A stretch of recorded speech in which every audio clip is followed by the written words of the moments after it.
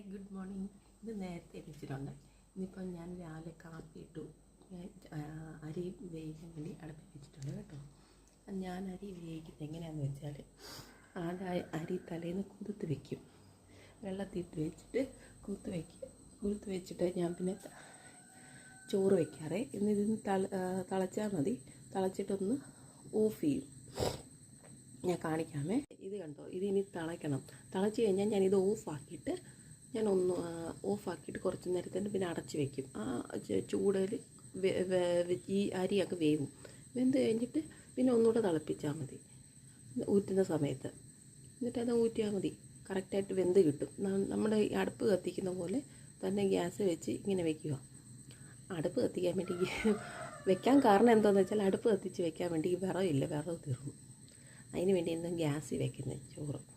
ഞാൻ കാണിച്ചു തരാം എങ്ങനെ ചോറ് വയ്ക്കുന്നതിനിപ്പം. നല്ല അടുപ്പേ വെക്കുന്നത് തന്നെ ആ സെയിം അതുപോലെ തന്നെ ഇരിക്കും. കുക്കറിനകത്ത് വെച്ചോണ്ടല്ലേ ചില സമയത്ത് ഇത് വെന്ത് പോവും അരി. അതുകൊണ്ടാണ് ഇങ്ങനെ കാണിക്കുന്നത് കേട്ടോ. നല്ലൊരു ടിപ്പാണ്. ഓക്കെ, അങ്ങനെ രാവിലെ ഞാൻ കാപ്പി ഇട്ടിട്ടുണ്ട്. അതിൻ്റെ മുമ്പ് ഞാൻ കുറച്ച് വെള്ളം കുടിക്കും. നല്ലോണം വെള്ളം കുടിക്കാൻ നല്ലോണം നമ്മുടെ സ്കിന്ന് നല്ല ഹൈഡ്രേറ്റ് ആയിട്ടിരിക്കും. 2 ഗ്ലാസ് വെള്ളമെങ്കിലും കുടിക്കണം രാവിലെ തന്നെ എണീക്കുമ്പോൾ. ഓക്കെ,